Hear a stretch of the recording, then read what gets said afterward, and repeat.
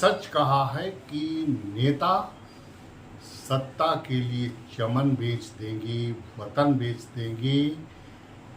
ये जनता के कैसे हैं निगहबान जो अपनी इज्जत पर भी चुपचाप हो जाएंगे। ऐसा ही वाकया भारत की धरा पर देखने को मिला। समाजवादी पार्टी के राष्ट्रीय अध्यक्ष अखिलेश यादव जी की पत्नी बहन डिम्पल यादव जी पर जब रशीदी ने उनको आपत्तिजनक शब्दों से नवाजा और अखिलेश की चुप्पी क्या कह रही है? क्या एक आम आदमी अपनी पत्नी के साथ हुए अभद्रपूर्ण व्यवहार को बर्दाश्त कर सकता है? कदापि नहीं। भारत की धरा ये सिखाती ही नहीं, लोग अपनी पत्नी की इज्जत की रक्षार्थ प्राणों का बलिदान भी दे देते हैं। लेकिन ये अखिलेश की चुप्पी समाज में क्या संदेश दे के जाएगी, ये आने वाली पीढ़ी उन्हें जरूर याद भी करेगी और माफ भी नहीं करेगी। दर्शकों, आप देख रहे हैं प्रणब में भारत का खास शो ज्वलंत मुद्दा।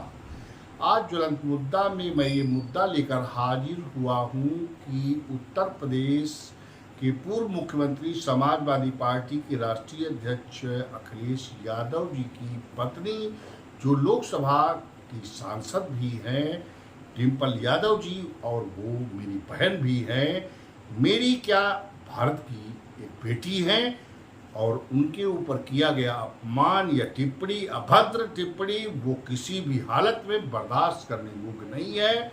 वो चाहे रशीदी हो, वो चाहे कोई महंत हो, वो कोई चाहे स्वामी हो, वो चाहे आम नागरिक हो, क्योंकि एक नारी की इज्जत भारतीय सभ्यता संस्कृति हमारी सिखाती है। लेकिन अखिलेश यादव जी उस मैटर पर चुप क्यों हैं? क्या सत्ता लोलुपता इतनी आ गई है कि पत्नी की असमत से भी बढ़कर उनके लिए सत्ता हो गई है?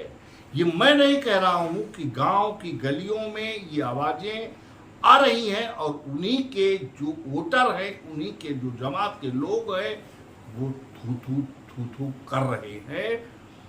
आपको दर्शकों अवगत करा दें कि विगत दिनों लोकसभा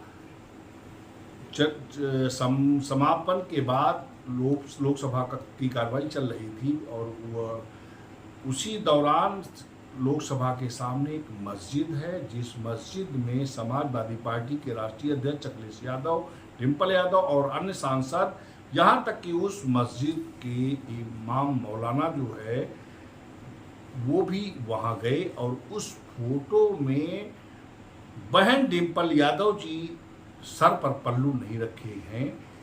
इस बात को लेकर रशीदी जो टिप्पणी डिम्पल यादव जी पर किए हैं, वो भारत में कोई बर्दाश्त नहीं कर सकता, न करेगा। और इसके लिए उन्हें नोएडा में ही एक न्यूज़ नेशन चैनल के कार्यक्रम में कुछ समाजवादी पार्टी की कार्यकर्ताओं ने तमाची जड़ दिए और यहाँ तक कि उस पर चुप्पी साधने के बाद अखिलेश यादव जी कहते हैं कि हिंसा नहीं करनी चाहिए। तो मैं प्रणब में भारत के प्लेटफार्म से भारत के नागरिकों की तरफ से ये सांसद डिम्पल यादव, एक पत्नी तो आपकी वो डिम्पल यादव जी हैं, लेकिन भारत की बेटी भी हैं और लोकसभा की सांसद भी हैं, माननीय हैं। उनके ऊपर कोई भी टिप्पणी अगर करेगा तो ये भारत की जनता का कर्तव्य बनता है कि वो उसका विरोध करे, उसके खिलाफ जाए।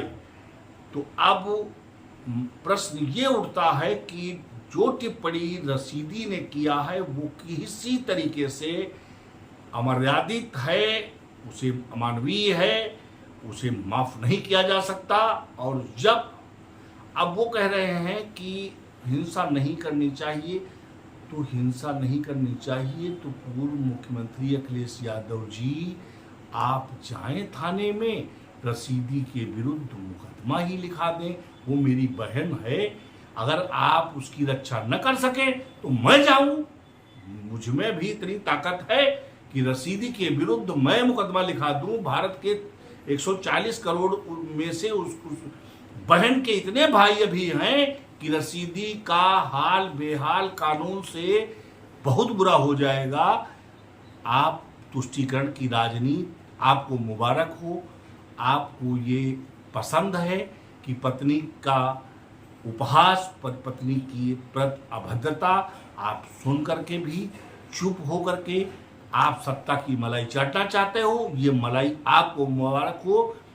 जनता आपसे, मैं आपसे एक सवाल करना चाहता हूं कि आप अपनी बेटी का हाथ क्या ऐसे मर्द के हाथ में आप देना चाहोगे कि जो उसकी रक्षा न कर सके? उसे आप क्या कहते हो? गांव की भाषा में आप उसे क्या कहते हो जो अपने पत्नी की असमत जो की रक्षा न कर सकता हो? वो शब्द मैं नहीं कहना चाहता अखिलेश यादव जी, लेकिन जनता आपके लिए कह रही है। अब रसीदी हो या मौलाना हो या कोई पंडित जी हो या यादव जी हो, अभी आपने इटावा में कथावाचक के मामले में शोर शराबा काट दिया। अब आपकी भाई पत्नी है, वो मेरी बहन है, सांसद है, अब वो आपको ब्याही है, आपकी धर्मपत्नी है, आपके दबाव में वो बोल भी नहीं पा रही है।